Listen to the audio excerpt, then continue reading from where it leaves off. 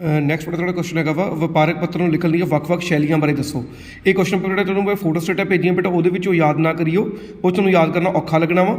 ਇਹ ਤੁਹਾਨੂੰ ਮੈਂ ਬਾਅਦ 'ਚ ਹੁਣ ਭੇਜਣੇ ਅਖੀਰ ਵਿੱਚ 19 20 ਤੇ 21 ਨੰਬਰ ਪੇਜ, ਉੱਤੋਂ ਯਾਦ ਕਰਿਓ ਕੁਐਸਚਨ ਜਿਹੜਾ ਫੋਟੋ ਸਟੇਟਾਂ ਜਿਹਨੂੰ ਯਾਦ ਨਾ ਕਰਿਓ ਉਹਨੂੰ, ਠੀਕ ਹੈ ਬੇਟਾ। ਹੁਣ ਇਹ 'ਚ ਮੈਂ ਤੁਹਾਨੂੰ ਇੱਦਾਂ ਪੁਆਇੰਟ ਬਣਾਤੇ ਨੇ ਕਿ ਆਪਣੀ ਕੋਲ ਜਿਹੜੀ ਕੋਈ ਵੀ ਆਪਣੀ ਜਿਹੜੀਆਂ ਸ਼ੈਲੀਆਂ ਹੁੰਦੀਆਂ ਵਾ ਉਹਨੂੰ ਲਿਖਣ ਲਈ ਵਪਾਰਕ ਪੱਤਰ ਨੂੰ, ਉਹ ਤਿੰਨ ਹੁੰਦੀਆਂ। ਇੱਕ ਹੁੰਦੀ ਹੈ ਬਲੌਕ ਸ਼ੈਲੀ, ਇੱਕ ਹੁੰਦੀ ਹੈ ਇੰਡੈਂਟ ਸ਼ੈਲੀ ਔਰ ਇੱਕ ਹੁੰਦੀ ਹੈ ਅਰਧ ਇੰਡੈਂਟ ਸ਼ੈਲੀ। ਇਹ ਤਿੰਨ ਤਰ੍ਹਾਂ ਦੀ ਸ਼ੈਲੀਆਂ, ਸ਼ੈਲੀ ਮੀਨਸ ਲਿਖਣ ਦੇ ਸਟਾਈਲ ਜਿਹੜੇ ਨੇ ਉਹ ਪੱਤਰ ਦੇ ਤਿੰਨ ਤਰ੍ਹਾਂ ਦੇ ਹੁੰਦੇ ਨੇ। ਇਹ ਜਿਹੜੇ ਪੁਆਇੰਟਸ ਆਹ ਵਾਲੇ ਤੁਸੀਂ ਯਾਦ ਕਰਨੇ ਆ, ਇਹ ਵਾਲੇ ਪੁਆਇੰਟਸ ਤੁਹਾਨੂੰ ਕੋਈ ਯਾਦ ਕਰਨ ਦੀ ਲੋੜ ਨਹੀਂ ਹੈ। ਇਹ ਆ ਦੇਖੋ ਸਾਰੇ ਪੁਆਇੰਟਸ ਮੈਂ ਉਹੀ ਲਿਖੇ ਨੇ ਜੋ ਤੁਸੀਂ ਪਹਿਲੇ ਕੁਐਸਚਨ ਯਾਦ ਕੀਤੇ ਨੇ ਕਿ ਪੱਤਰ ਦਾ ਕਿਹੜੇ ਕਿਹੜੇ ਭਾਗ ਹੁੰਦੇ ਨੇ। ਉਹ ਪਹਿਲਾ ਪੁਆਇੰਟ ਇਹ ਸੀ ਨਾ ਸਿਰਲੇਖ, ਦੂਜਾ ਪੁਆਇੰਟ ਮਿਤੀ, ਤੀਜਾ ਪੁਆਇੰਟ ਪੱਤਰ ਨੰਬਰ, ਚੌਥਾ ਪੁਆਇੰਟ ਪੱਤਰ ਪ੍ਰਾਪਤ ਕਰਨ ਵਾਲਾ ਨਾਮ ਅਤੇ ਪਤਾ, ਪੰਜਵਾਂ ਵਿਸ਼ਾ ਵਸਤੂ, ਛੇਵਾਂ ਅਭਿਨੰਦਨ, ਸੱਤਵਾਂ ਪੱਤਰ ਦਾ ਮੁੱਖ ਭਾਗ, ਅੱਠਵਾਂ ਪੂਰਕ ਅੰਤ, ਨੌਵਾਂ ਹਸਤਾਖਰ ਅਤੇ 10ਵਾਂ ਨੱਥੀ। ਸਾਰੇ ਪੁਆਇੰਟਸ ਮੈਂ ਉਹੀ ਲਿਖੇ ਨੇ ਜੋ ਪੁਆਇੰਟਸ ਤੁਸੀਂ ਆਲਰੇਡੀ ਪਹਿਲਾਂ ਭਾਗ ਵਿੱਚ ਕੀਤੇ ਹੋਏ ਨੇ। ਸੋ ਇਹਨਾਂ ਸ਼ੈਲੀਆਂ ਤੁਸੀਂ ਕਰਨਾ ਕੀ ਆ, ਬਸ ਇਹ ਯਾਦ ਰੱਖਣਾ ਕਿ ਕਿਹੜੀ ਚੀਜ਼ ਕਿੱਥੇ ਲਿਖੀ ਜਾਂਦੀ ਹੈ।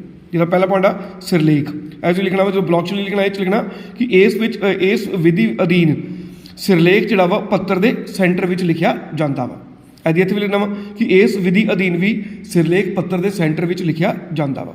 ਇਹਦੇ ਵਿੱਚ ਵੀ ਸੇਮ, ਇਸ ਵਿਧੀ ਅਧੀਨ ਪੱਤਰ ਸਿਰਲੇਖ ਜਿਹੜਾ ਵਾ ਉਹ ਪੱਤਰ ਦੇ ਸੈਂਟਰ ਵਿੱਚ ਲਿਖਿਆ ਜਾਂਦਾ। ਉਹਦੀ ਵਰਡ ਯਾਦ ਰੱਖਣਾ ਵਾ ਸੈਂਟਰ, ਕਿ ਸਿਰਲੇਖ ਜਿਹੜਾ ਵਾ ਉਹ ਹਰ ਇੱਕ ਪੱਤਰ ਹਰ ਇੱਕ ਵਿਧੀ ਵਿੱਚ ਸੈਂਟਰ ਵਿੱਚ ਹੀ ਲਿਖਿਆ ਜਾਂਦਾ ਵਾ।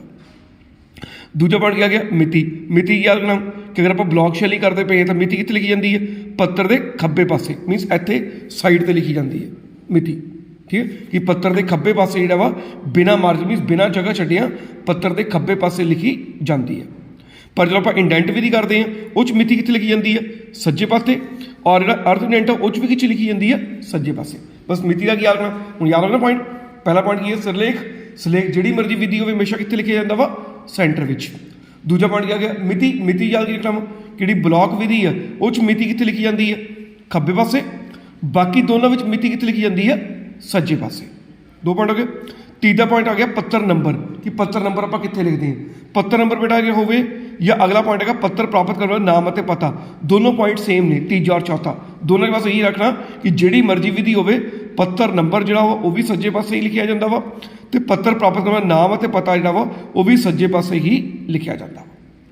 ਸੋ ਚਾਰ ਪੁਆਇੰਟ ਯਾਦ ਹੋ ਗਏ ਨਾ ਬੇਟਾ।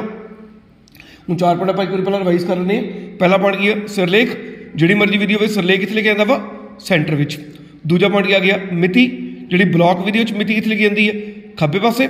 ਬਾਕੀ ਦੋਨੋਂ ਵਿੱਚ ਕਿੱਥੇ ਲਿਖੀ ਜਾਂਦੀ ਹੈ, ਸੱਜੇ ਪਾਸੇ।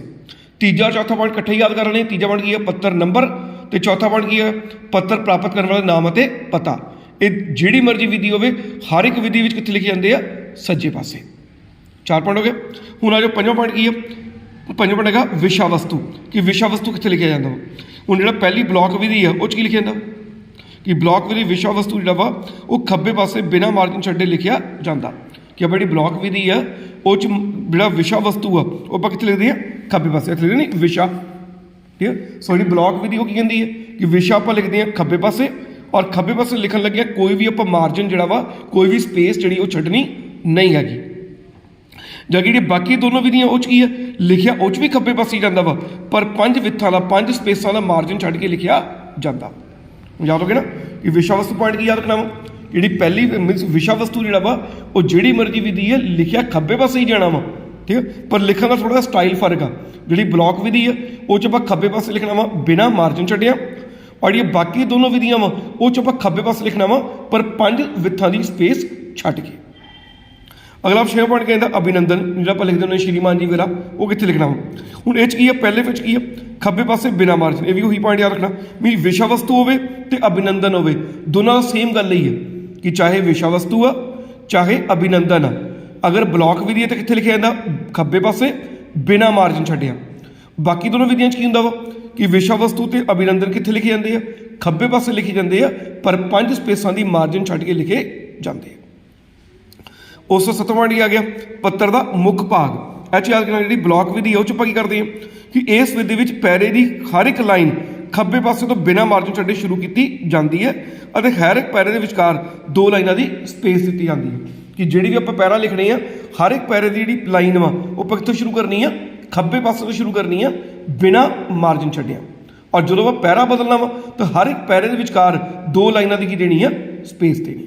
ਸੋ ਯਾਦ ਹੋ ਗਿਆ ਨਾ ਕਿ ਆਪਾਂ ਜਿਹੜੇ ਵੀ ਪੈਰਾ ਲਿਖਣਾ ਵਾ ਸਾਰੀ ਲਾਈਨਾਂ ਕਿੱਥੋਂ ਸ਼ੁਰੂ ਹੋਣੀ ਚਾਹੀਦੀਆਂ ਵਾ ਖੱਬੇ ਪਾਸੇ ਤੋਂ ਸ਼ੁਰੂ ਹੋਣੀ ਚਾਹੀਦੀਆਂ ਵਾ। ਪੈਰੇ ਦੀ ਹਰ ਇੱਕ ਲਾਈਨ ਜਿਹੜੀ ਆਪਾਂ ਕਿੱਥੋਂ ਸ਼ੁਰੂ ਕਰਨੀ ਆ ਖੱਬੇ ਪਾਸੇ ਤੋਂ ਬਿਨਾਂ ਮਾਰਜਨ ਛੱਡਿਆ। ਔਰ ਜਦੋਂ ਆਪਾਂ ਪੈਰਾ ਬਦਲਣਾ ਵਾ ਤਾਂ ਹਰ ਇੱਕ ਪੈਰੇ ਦੇ ਵਿਚਕਾਰ ਦੋ ਲਾਈਨਾਂ ਦਾ ਆਪਾਂ ਕੀ ਦੇਣੀ ਆ ਸਪੇਸ ਦੇਣੀ ਆ। ਠੀਕ ਆ। ਦੂਜਾ ਆ ਗਿਆ ਇੰਡੈਂਟ ਵਿਧੀ ਜਾਂ ਅਰਧ ਇੰਡੈਂਟ ਵਿਧੀ, ਦੋਨਾਂ ਸੇਮ ਹੀ ਆ। ਦੋਨਾਂ 'ਚ ਕੀ ਆ ਕਿ ਜਿਹੜੀ ਪੈਰੇ ਦੀ ਪਹਿਲੀ ਲਾਈਨ ਹੋਣੀ ਆ ਉਹਨੂੰ ਆਪਾਂ 5 ਸਪੇਸਾਂ ਦੀ ਵਿੱਚ ਦੇ ਕੇ ਲਿਖਣਾ ਵਾ ਔਰ ਬਾਕੀ ਲਾਈਨਾਂ ਨੂੰ ਬਿਨਾਂ ਸਪੇਸ ਦੇ ਲਿਖਣਾ। ਜਿਹੜੀ ਪਹਿਲੀ ਲਾਈਨ ਲਿਖਣੀ ਆ ਪੈਰੇ ਦੀ ਉਹ ਕਿੱਥੇ ਆ 5 ਸਪੇਸਾਂ ਦੀ ਜਗ੍ਹਾ ਛੱਡ ਕੇ ਇੱਥੋਂ ਕੁ ਲਿਖਣੀ ਸ਼ੁਰੂ ਕਰਨੀ ਹੈ। ਠੀਕ, ਪਰ ਜਿਹੜੀ ਬਾਕੀ ਲਾਈਨਾਂ ਵਾ ਪੈਰੇ ਦੀਆਂ ਉਹ ਬਿਲਕੁਲ ਬਿਨਾਂ ਮਾਰਜਨ ਛੱਡੇ ਲਿਖਣੀਆਂ। ਫਰਕ ਪਾ ਲੱਗੇ ਨਾ। ਜਿਹੜੀ ਬਲੌਕ ਵਿਧੀ ਸੀ ਉਹ 'ਚ ਕੀ ਸੀਗਾ ਹਰ ਇੱਕ ਲਾਈਨ ਕਿੱਥੇ ਲਿਖਣੀ ਆ ਬਿਲਕੁਲ ਕਿਨਾਰੇ 'ਤੇ ਬਿਨਾਂ ਸਪੇਸ ਛੱਡਿਆ ਬਿਨਾਂ ਕੋਈ ਮਾਰਜਨ ਛੱਡਿਆ। ਜਾਂ ਕਿ ਇੰਡੈਂਟ ਵਿਧੀ ਤੇ ਅਰਧ ਇੰਡੈਂਟ ਵਿਧੀ ਕੀ ਕਹਿੰਦੀ ਹੈ ਕਿ ਪੈਰੇ ਦੀ ਜਿਹੜੀ ਪਹਿਲੀ ਲਾਈਨ ਆ ਉਹਨੂੰ ਲਿਖਣ ਲਈ 5 ਵਿੱਥਾਂ ਦੀ ਸਪੇਸ ਛੱਡ ਦੇਣੀ ਆ ਔਰ ਬਾਕੀ ਦੀਆਂ ਲਾਈਨਾਂ ਜਿਹੜੀਆਂ ਵਾ ਉਹ ਬਿਲਕੁਲ ਖੱਬੇ ਪਾਸੇ ਤੋਂ ਲਿਖਣੀਆਂ ਵਾ ਬਿਨਾਂ ਮਾਰਜਨ ਛੱਡਿਆ। ਤੇ ਦੂਜੀ ਰਹਿ ਗਈ ਪੈਰੇ ਦੇ ਵਿਚਕਾਰ ਸਪੇਸ ਵਾਲੀ ਗੱਲ। ਉਹ ਜਿਹੜੀ ਮਰਜ਼ੀ ਵਿਧੀ ਹੋਵੇ, ਚਾਹੇ ਬਲੌਕ ਵਿਧੀ ਹੋਵੇ, ਚਾਹੇ ਇੰਡੈਂਟ ਵਿਧੀ ਹੋਵੇ, ਚਾਹੇ ਅਰਧ ਇੰਡੈਂਟ ਵਿਧੀ ਹੋਵੇ, ਤਿੰਨਾਂ ਵਿੱਚ ਸੇਮ ਰੂਲ ਆ ਕਿ ਹਰ ਇੱਕ ਪੈਰੇ ਦੇ ਵਿਚਕਾਰ ਤੁਸੀਂ ਦੋ ਲਾਈਨਾਂ ਦੀ ਕੀ ਦੇਣੀ ਆ ਸਪੇਸ ਦੇਣੀ ਆ। ਸੋ ਮੇਰਾ 7ਵਾਂ ਪੁਆਇੰਟ ਹੋ ਗਿਆ। 8ਵਾਂ ਪੁਆਇੰਟ ਤੁਹਾਡਾ ਇਹਦਾ ਪੂਰਕ ਅੰਤ। ਪੂਰਕ ਅੰਤ ਮੀਨਸ ਜਿਹੜੇ ਆਪਾਂ ਕਹਿੰਦੇ ਇੰਗਲਿਸ਼ ਨੂੰ ਕਹਿੰਦੇ ਆ ਕੰਪਲੀਮੈਂਟਰੀ ਕਲੋਜ਼। ਆਪਾਂ ਇਹਦੇ ਲਈ ਨਾ ਆਪ ਜੀ ਦਾ ਵਿਸ਼ਵਾਸ ਪੱਤਰ ਜਾਂ ਆਪ ਜੀ ਦਾ ਆਗਿਆਕਾਰੀ ਉਹ ਆਪਾਂ ਕਿੱਦਾਂ ਲਿਖਣਾ। ਉਹ 'ਚ ਬੜਾ ਪਹਿਲਾਂ ਕੀ ਆ ਕਿ ਅਗਰ ਬਲੌਕ ਵਿਧੀ ਹੈ ਤਾਂ ਕਿੱਥੇ ਲਿਖਣਾ ਵਾ ਖੱਬੇ ਪਾਸੇ ਲਿਖਣਾ ਬਿਨਾਂ ਮਾਰਜਨ ਛੱਡਿਆ। ਮੀਨਸ ਜਿਹੜਾ ਕਿੱਥੇ ਲਿਖਣਾ ਆਪਾਂ ਖੱਬੇ ਪਾਸੇ ਇੱਥੇ ਲਿਖਣਾ ਵਾ ਆਪ ਜੀ ਦਾ ਵਿਸ਼ਵਾਸ ਪੱਤਰ ਆਪ ਜੀ ਦਾ ਆਗਿਆਕਾਰੀ ਜੋ ਵੀ ਲਿਖਣਾ ਉਹ ਕਿੱਥੇ ਲਿਖਣਾ ਵਾ ਖੱਬੇ ਪਾਸੇ ਲਿਖਣਾ ਵਾ ਬਿਨਾਂ ਕੋਈ ਮਾਰਜਨ ਛੱਡਿਆ। ਜਾਂ ਕਿ ਇੰਡੈਂਟ ਵਿਧੀ ਕੀ ਕਹਿੰਦੀ ਆ ਕਿੱਥੇ ਲਿਖਣਾ ਵਾ ਸੱਜੇ ਪਾਸੇ ਲਿਖਣਾ ਵਾ। ਤੇ ਅਰਧ ਇੰਡੈਂਟ ਵਿਧੀ ਕੀ ਕਹਿੰਦੀ ਆ ਕਿ ਸੈਂਟਰ ਤੋਂ ਥੋੜਾ ਜਿਹਾ ਸੱਜੇ ਪਾਸੇ। ਹੁਣ ਤਿੰਨੋਂ ਅਲੱਗ-ਅਲੱਗ ਆ। ਬਲੌਕ ਵਿਧੀ ਕੀ ਕਹਿੰਦੀ ਆ ਕਿੱਥੇ ਲਿਖੋ ਖੱਬੇ ਪਾਸੇ ਲਿਖੋ। ਇੰਡੈਂਟ ਵਿਧੀ ਕੀ ਕਹਿੰਦੀ ਆ ਕਿੱਥੇ ਲਿਖੋ ਸੱਜੇ ਪਾਸੇ ਲਿਖੋ। ਜਾਂ ਕਿ ਅਰਧ ਇੰਡੈਂਟ ਵਿਧੀ ਕੀ ਕਹਿੰਦੀ ਆ ਕਿ ਲਿਖੋ ਕਿੱਥੇ ਸੈਂਟਰ ਵਿੱਚ ਪਰ ਸੈਂਟਰ ਤੋਂ ਥੋੜਾ ਜਿਹਾ ਸੱਜੇ ਪਾਸੇ ਨੂੰ ਹੋ ਕੇ ਲਿਖਣਾ। ਇਹ ਪੂਰਕ ਅੰਤ ਹੋ ਗਿਆ। ਅਗਲਾ ਪੁਆਇੰਟ ਹਸਤਾਖਰ। ਹਸਤਾਖਰ ਵੀ ਕਿੱਦਾਂ ਇਹ ਵੀ ਸੇਮ ਉਦੋਂ ਹੀ ਕਰਨਾ ਜਿੱਦਾਂ ਪੂਰਕ ਅੰਤ ਆ ਕਿ ਅਗਰ ਬਲੌਕ ਵਿਧੀ ਤਾਂ ਕਿੱਥੇ ਲਿਖਣੀ ਆ ਸਾਈਨ ਕਿੱਥੇ ਕਰਨੀ ਆ ਖੱਬੇ ਪਾਸੇ। ਜੇ ਇੰਡੈਂਟ ਵਿਧੀ ਕਿੱਥੇ ਕਰਨੀ ਆ ਸੱਜੇ ਪਾਸੇ। ਜੇ ਅਰਧ ਇੰਡੈਂਟ ਵਿਧੀ ਤਾਂ ਕਿੱਥੇ ਕਰਨੀ ਆ ਆਪਾਂ ਸੈਂਟਰ ਵਿੱਚ ਆ ਪਰ ਸੈਂਟਰ ਤੋਂ ਥੋੜਾ ਜਿਹਾ ਸੱਜੇ ਪਾਸੇ ਵੱਲ ਨੂੰ। ਠੀਕ ਹੈ। ਉਸ ਤੋਂ ਲਾਸਟ ਪੁਆਇੰਟ ਕੀ ਆਉਂਦਾ ਨੱਥੀ। ਇਹ ਨੱਥੀ ਕੀ ਹੈ ਜਿਹੜਾ ਬਲੌਕ ਵਿਧੀ ਉਹ 'ਚ ਆਪਾਂ ਨੱਥੀ ਕਿੱਥੇ ਲਿਖਦੇ ਹਾਂ ਨੱਥੀ ਸ਼ਬਦ ਆਪਾਂ ਲਿਖਦੇ ਹਾਂ ਅੰਤ ਵਿੱਚ ਪੈਰੇ ਦੇ ਖੱਬੇ ਪਾਸੇ 5 ਸਪੇਸਾਂ ਦੀ ਛਾਂ ਛੱਡ ਕੇ। ਫਿਰ ਆਪਾਂ ਲਿਖਣਾ ਕਿੱਥੇ ਖੱਬੇ ਪਾਸੇ ਲਿਖਣਾ ਵਾ ਔਰ 5 ਇੰਚ ਦੀ 5 ਸਪੇਸਾਂ ਦੀ ਕੀ ਛੱਡਣੀ ਆ ਥਾਂ ਛੱਡਣੀ ਆ। ਇਹਦੇ ਵਿੱਚ ਵੀ ਆਪਾਂ ਸੇਮ ਉੱਦਾਂ ਹੀ ਆ 5 ਸਪੇਸਾਂ ਦੀ ਕੀ ਛੱਡਣੀ ਆ ਥਾਂ ਛੱਡਣੀ ਆ ਔਰ ਤੀਜੇ 'ਚ ਵੀ ਸੇਮ ਹੋ ਗਈ ਆ 5 ਸਪੇਸਾਂ ਦੀ ਥਾਂ ਛੱਡਣੀ ਆ। ਮੀਨਸ ਤਿੰਨੋਂ ਜਿਹੜੇ ਚਾਹੇ ਬਲੌਕ ਵਿਧੀ ਆ ਚਾਹੇ ਇੰਡੈਂਟ ਵਿਧੀ ਆ ਚਾਹੇ ਅਰਧ ਇੰਡੈਂਟ ਵਿਧੀ ਆ ਤਿੰਨਾਂ ਵਿੱਚ ਰੂਲ ਕੀ ਆ ਸੇਮ ਆ ਕਿ ਨੱਥੀ ਸ਼ਬਦ ਆਪਾਂ ਕਿੱਥੇ ਲਿਖਣਾ ਵਾ ਖੱਬੇ ਪਾਸੇ ਲਿਖਣਾ ਵਾ ਪਰ 5 ਸਪੇਸਾਂ ਦਾ ਮਾਰਜਨ ਛੱਡ ਕੇ। ਠੀਕ ਬੇਟਾ। ਸੋ ਇਸ ਤਰੀਕੇ ਨਾਲ ਪੁਆਇੰਟਸ ਬੜਾ ਯਾਦ ਕਰਿਓ। ਇਹ ਪੁਆਇੰਟਸ ਨੂੰ ਇਸ ਤਰੀਕੇ ਨਾਲ ਯਾਦ ਕਰਨੇ ਕੀ ਰਹਿਣਗੇ ਸੌਖੇ ਰਹਿਣਗੇ। ਸੋ ਇਹ ਵਾਲਾ ਕੁਐਸਚਨ ਤੁਸੀਂ ਐਚਓ ਯਾਦ ਕਰਨਾ ਵਾ। ਮੈਂ ਕੁਐਸਚਨ ਤੇ ਤੁਹਾਨੂੰ ਲਿਖ ਕੇ ਭੇਜਿਆ ਹੀ ਆ ਕਿ ਵਪਾਰਕ ਪੱਤਰ ਲਿਖਣ ਦੀਆਂ ਵੱਖ-ਵੱਖ ਸ਼ੈਲੀਆਂ ਬਾਰੇ ਵਿਸਤਾਰ ਵਿੱਚ ਦੱਸੋ। ਸੋ ਇਹਦੇ ਵਿੱਚ ਬੜਾ ਯਾਦ ਕਰਿਓ ਤੁਸੀਂ। ਠੀਕ ਬੇਟਾ। Thank you.